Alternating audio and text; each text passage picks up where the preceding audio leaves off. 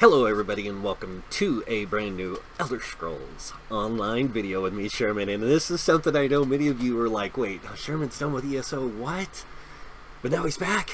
Why? Let me tell you, this is by far the coolest thing I have seen the developers do. They listened to the player base, and not just any of us. They listened to the majority of the players. They listened to the people who were complaining about how combat works. And this combat update is amazing. This sounds amazing on paper. We have to see it in use. So this is what's bringing me back to ESO. Let's go ahead and get started. So it says, today we'd like to present to you what our combat team has been focused on in Update 28. As always, please be aware these are just the current proposed adjustments and are subject to change during the upcoming PTS.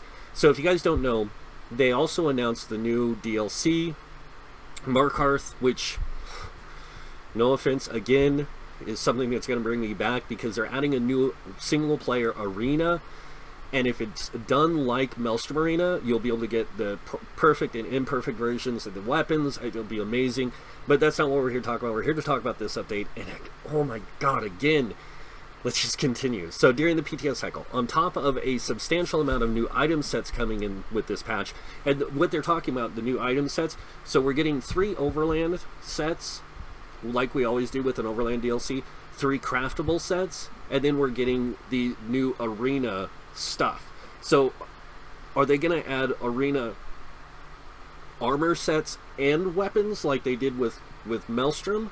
Because if they are, that's another 3 sets of gear, of light, medium, and heavy, and then on top of that, all the weapon types. So this literally adds more to the game, more functionality, more playability, more build options. And it says, first off, let's talk about the major minor system. So, they do mention this on top of this thing in the item sets that the team has been focused on making major minor systems more performant, as well as some adjustments to the frost staff and critical calculations. The major thing that we're going to be focusing on, or I'm going to be talking about, is the frost staff and critical calculations.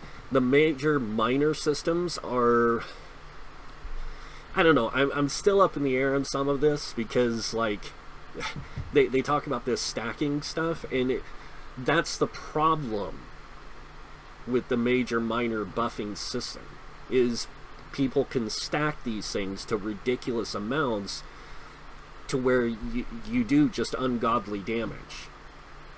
But that's fine. I mean, I can understand that. I mean, you want to have hard modes in the game and the score chasers and stuff like that. You got to have that.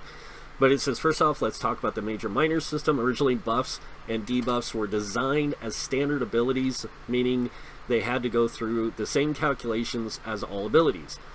As we've been moving towards making combat more performant, we've identified this as a key area where we could get better performance due to how prevalent buffs and debuffs are in battles.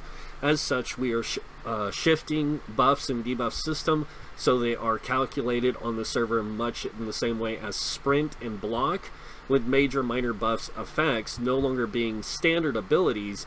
They will be more performant per calculation, as they won't go through the same processes as other abilities do in a fight. This hard coding of major minors will also make them less prone to incorrect stacking and mismatched values. So, if I'm understanding this correctly, if you guys don't know, major buffs, minor buffs can really do change how the game plays in a lot of ways. You have this major buff that increases your magicka and stamina. You have magicka and weapon damage. You have a major and minor buff that does that. You have the one from the Dragon Knight that boosts everyone's weapon damage. You have one from the Sorcerer, boosts everyone's spell damage. You have one from the Nightblade that boosts everyone's weapon crit. And then you have one from the oh god, I can't even remember now, that boosts everyone's spell crit. So you have all these different classes that boost different things. And when you have all these different buffs going, and then on top of that you have the minor and major Slayer stuff, which are supposed to be like 5% increases. We know none of this stuff is truly 5% increases, because the calculations for some classes with those major and minor buffs are broken. And I say broken in the means that, like, some classes scale higher than others when it comes to DPS, and this also plays into the critical thing. So, but my understanding of this is they're trying to make it to where major and minor buffs are more reliant on, if you stack the buffs, you're doing this because you want to have the best overall group dynamic in the way of a meta. But at the same time, it's saying that we're doing this because we know that people can do content without this. So it even says in the next paragraph, during the change we also adjusted buffs, debuffs to bring them more in line with our standards for item sets and abilities. This is also combined with our overall goals to increase sustain, decrease damage done, and increase damage taken. Players with builds that aren't 100% optimized will see an increase in power, while players utilizing all major and minors at once in coordinated efforts will see a decrease in power.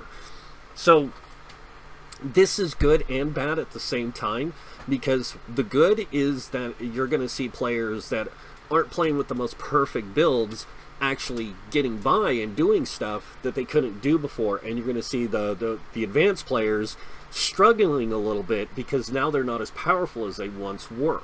This does close that gap a little bit, but it's not going to close it enough to make a huge difference, unfortunately, because if it plays out like they're saying here, it's just going to, like, bring them closer together, but at the same time still leave a wide gap. Because if you utilize these major minor buffs, you're going to take advantage of the full group dynamic, but at the same time, a lot of people don't understand. In order to have the perfect group dynamic, you have to have the perfect group. Not everyone plays the perfect group dynamic. So it's not always that way.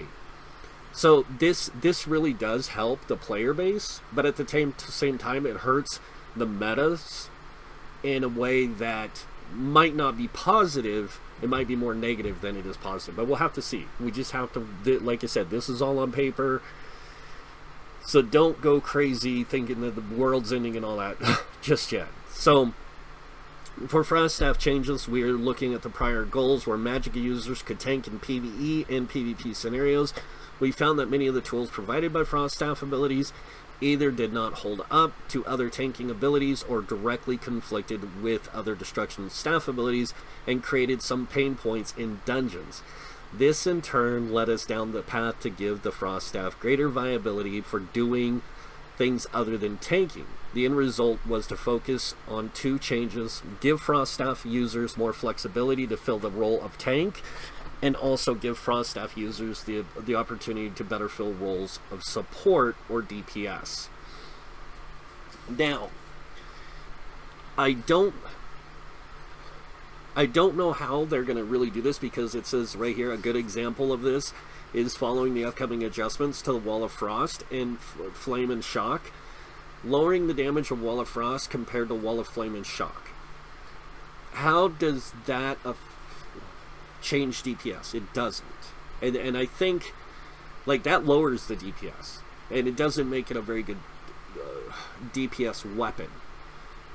And then removing the snare from Wall of Frost actually removes the ability for a tank to control the mobs effectively. Casting Wall of Frost will create a damage shield on up to you and up to 5 other nearby allies that absorbs projectiles. That's good, because it takes up that heavy attack to get the shield.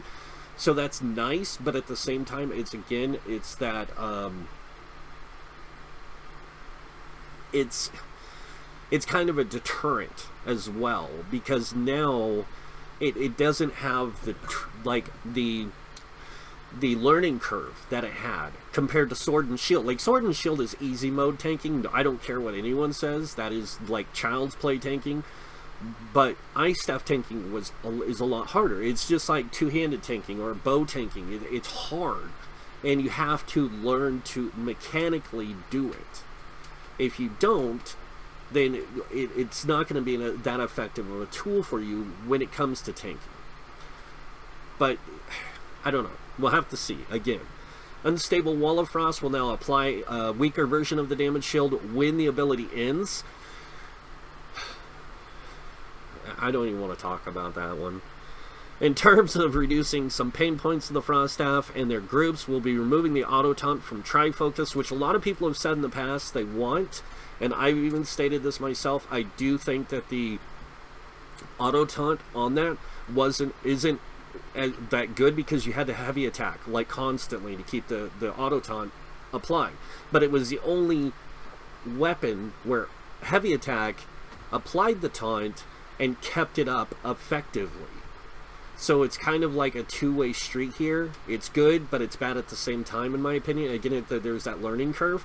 And then the taunt from Frost Staff will instead be reside in Frost Clinch, and will taunt enemies for 15 seconds. That's a good change, I think. And it should have been like the heavy attack applies the taunt for 15 seconds. Would have been great. But again, up in the air. We believe these changes, along with several others in the Destruction's skill line, will help bring some parity between, or parity between the 3 damage options for staff users, and give greater flexibility to that weapon choice, which they're right. But this is where a lot of things are going to change now, is the next section. And this is where things go crazy. I almost said some words here when I read this, like, are you bleeping kidding me? Because this is amazing. This was something they should have done a long time ago. So when it comes to critical damage, critical chance, and critical resistance, we started to get a tighter grip on these bonuses in our efficiency standards, and have begun sourcing more of them in the game to counter each other. While this naturally balances itself in PvP scenarios, that is not the case in PvE scenarios. There is already powerful stat, or this already powerful stat is slowly creeping up in power with each update and global increase in damage. So they're finally catching on that crit damage is easy to get, and you don't even need a high crit to get good crit chance. Like, you can have a 45% crit chance and still crit like 90% of the time. And that's where a lot of the problem lies in critical chance. But there's more to that subject than just that. So the main cause of this imbalance is the ease of access to gain critical chance in our game. We have a large amount of passive crit enabled from passive abilities, armor, champion points, base chance. On top of this, the raw standard of crit chance is higher than other DPS stats, which results in stacking crit being incredibly powerful. Due to this, certain classes scale more efficiently or effectively in group content, resulting in just stack X in our in-game meta. While this is somewhat mitigated in PvP with critical resistance, we still hear a large number of complaints about this line certain classes teeter on in terms of balance in PvE as a result. Either too strong, or we nerf them and they become too weak in other areas. And again, this has been a problem in the game since day one. This has been a problem in the game since literally one Tamriel really ruined it, because one Tamriel introduced the champion point system. But as such, we have created a new combination stat for critical chance, which is a combination of spell and weapon crit. Now, first off, if nobody knows, when you equip any weapon in this game, any weapon, doesn't matter whether it's a two-handed sword, bow, axe, one-handed axe, two dual-wield staff, or anything. Your weapon damage itself counts as both spell and weapon damage. Now, depending on how you build your character, depends on how much weapon and spell damage you get. With this makes that idea of our characters having both magical and physical capabilities more prevalent. It doesn't make it perfect, but it is definitely the right direction in what I'm seeing. So this means that when you see an item set with 106 critical chance, it's giving you both weapon and spell crit. With this change, we are adjusting many sources of critical chance, so they grant the new stat. This also results in fewer effects you need to track on your character. We're making several other adjustments to individual stat faucets, such as reducing the armor of critical chance you can get from champion or the amount of critical chance you can get from champion points, and lowering the value of the Thief Mundus zone and precise trait. We know this is only a small step in the larger picture of combat regarding criticals, which we plan to continue in Update 29. We believe this change will bring about a better experience from the moment-to-moment combat to formulating your groups for trials and PvP, which again we'll have to wait and see, but it does really point to that idea that, hey, we're trying to balance this game. And honestly, the best way they could balance this game is, one, make weapon and spell damage the same, just like they did with weapon and spell crit. Quit trying to make these over-the-top things. Make it to where, like, if I equip this set in light armor, I can do dual wield, or I can focus in melee or magic, and I can still use those items. See, that's what would make the game better. That's what would make the overall experience better, because then you could do magic with rotations of melee weapons or staff weapons.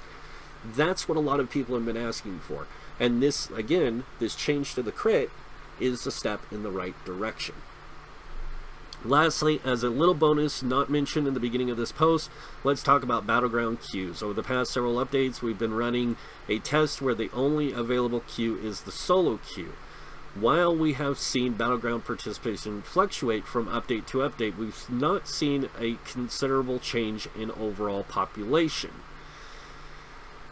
which is good. We've also heard you loud and clear that playing with your friends in a Battleground is sorely missed, and we are going to test reintroducing the group queue with update 28. This means there will still be a solo option where you only fight players who queued as solo, and we will be adding a group option, a group queue option. However, the group option has a twist. You don't have to be in a group to queue for it. You can be solo, duo, or trio, or have a full group of 4 to join the group queue. When you do, be aware that you will be at the mercy of other players joining as pre-made groups as well.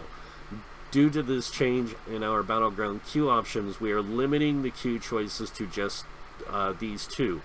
You will also no longer be able to choose a game type. This is to reduce the risk of further splintering the queue on top of the group or solo options. We look forward to seeing you all in groups, Battleground, blah, blah, blah. Alright, so I'm not a big PvP person. A lot of people know this, but I do like some PvP action every once in a while, because it does excuse me, it does open the game a little more. And this, again, is something that I have a gray area about, and it's nice that they're working on it to fix the problem that is prevalent with any Battleground type system, but I don't think this is going to completely fix it. And it says, thank you for reading the preview and update. We look forward to having everyone play test these changes and on the PTS and reading your feedback when it launches. So this is coming to the game. These changes are coming to the game. And again, I'm super excited for some of this, because this is really gonna change a lot of stuff in how the game functions. One, I'm a big prominent person for being able to tank any way you want. Like, if you're gonna allow people to play how they want, let them tank how they want. Keep giving us more options and giving us more tools to make tanking more wide range than just sword and shield. I mean, no offense to anyone, and I know a lot of people are going to get this reference, but it's no longer 1999. It's 2020. Let's get out of the 90s and let's get into the 2000s. Let's really get this, get these developers to understand that this is, if you want to make the future of gaming happen, you have to do it right.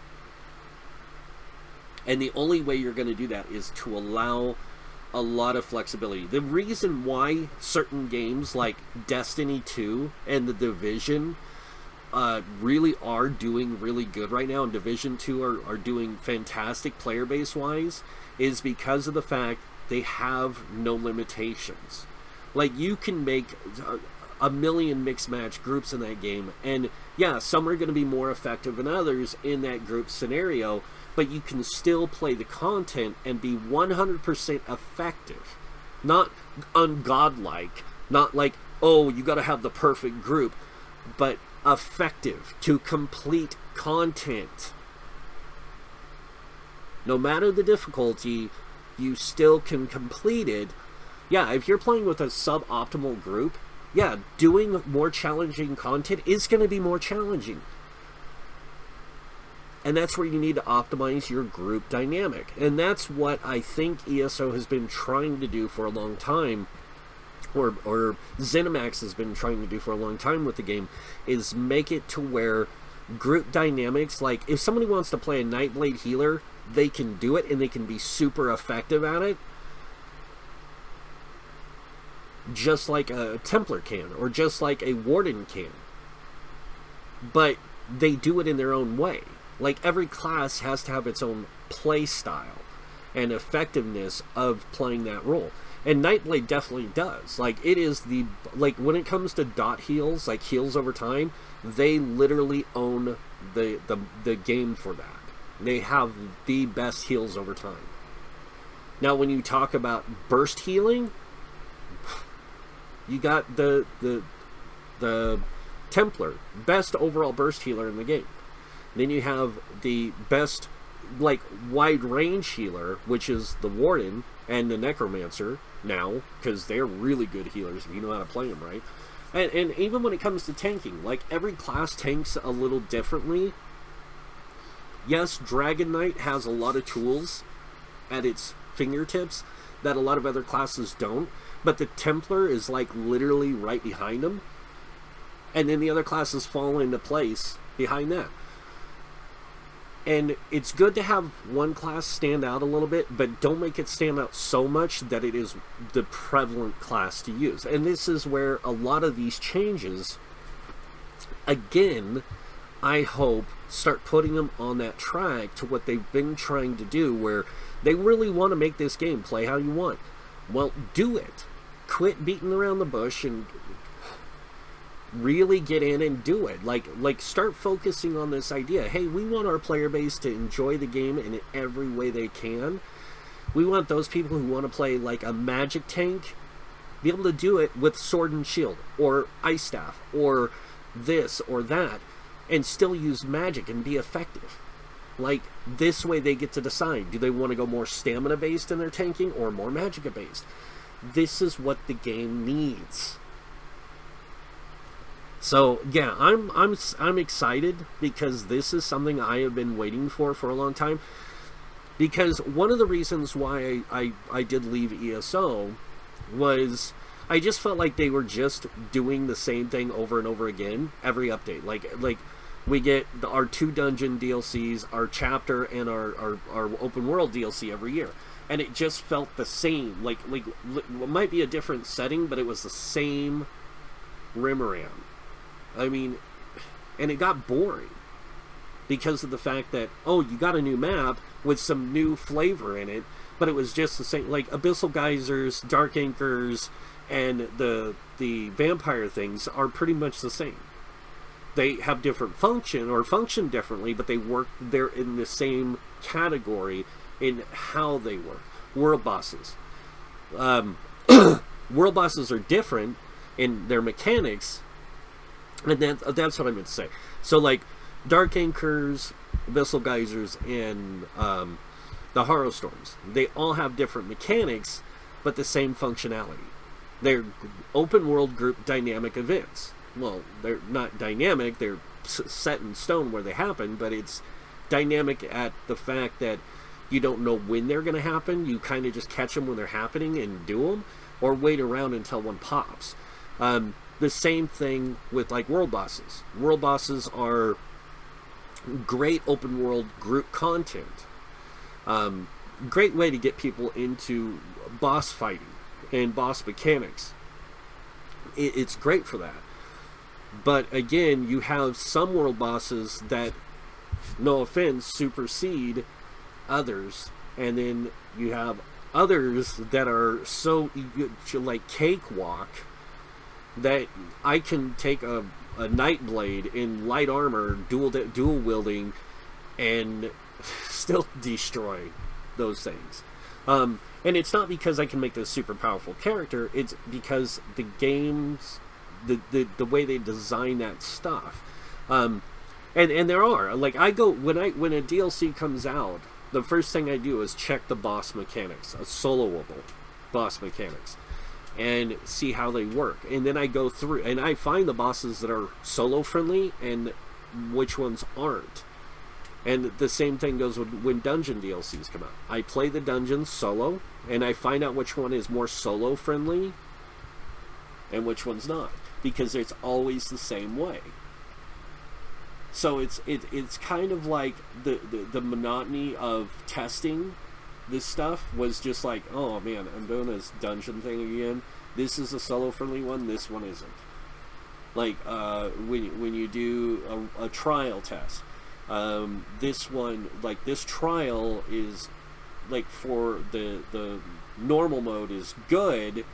It's well balanced, but when you get into the, like, veteran mode, like, the power different, like, the difficulty difference is way higher, and then when you get into the hard mode, it's like,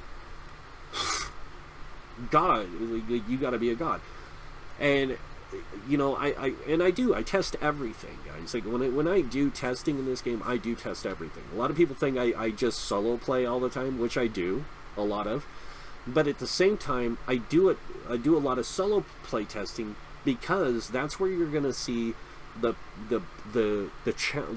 difficulty more easily.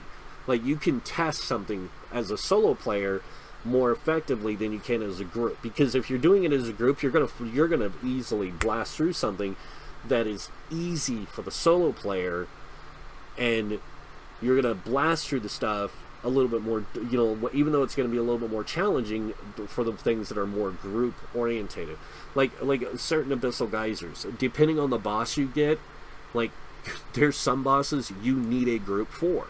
You cannot solo them. Some geysers you can, just like with Dark Anchors. All Dark Anchors can be soloed if you know the right way to do it. Like, if you know, not the right way to do it, but if you have the right build, or you have a good build, Dark Anchors can be soloed by anybody, even healers. But that's my point, is like the developers seem to follow this routine with every update, and it just, like, the monotony of it just burned me out, because I just felt like I was doing the same stuff. I've taken some time to play other games, and I've seen how other games do things, and I can tell you, there's games I've played, I wish they would take, like, the conceptual idea to put into this. Like, if you want the game to be more open-ended, make it more open-ended, like a sandbox. Like, don't make it just, here's a theme park with sandbox elements, make it more of a sandbox. Like, open up that sandbox door when it comes to the way players play. Because the more you give, the more sand you put in the sandbox, the more options you give the players to play with. And that's something I've learned from playing things like No Man's Sky, Elite Dangerous, Legends of Aria, and I can't never get this game, but it's the one that's made by the guy who made Ultima, Lord British or whatever. But that game, I've been playing that. I've been playing a lot of sandbox games because it seems like sandbox games give you more freedom in how you play. But this idea, some of the stuff they mention here, is it does open the sandbox more, especially doing the crit thing. The crit thing does give you that more capability to say, hey, I'm going to put more points into this to give myself more weapon crit or more critical capabilities, and I'm going to put more into this because it's going to give me more damage output physically, magically together, kind of thing. Like, I get it just opens the boundaries. And I think, again, this is something that the devs really need to focus on. Because I do think the game's going in the right direction, but if you really want to open that door, you have to let more sand in. And quit beating around the bush every update with minor changes, minor fluctuations. Just put the sandbox there, then adjust. Don't just adjust and add bits of the sand.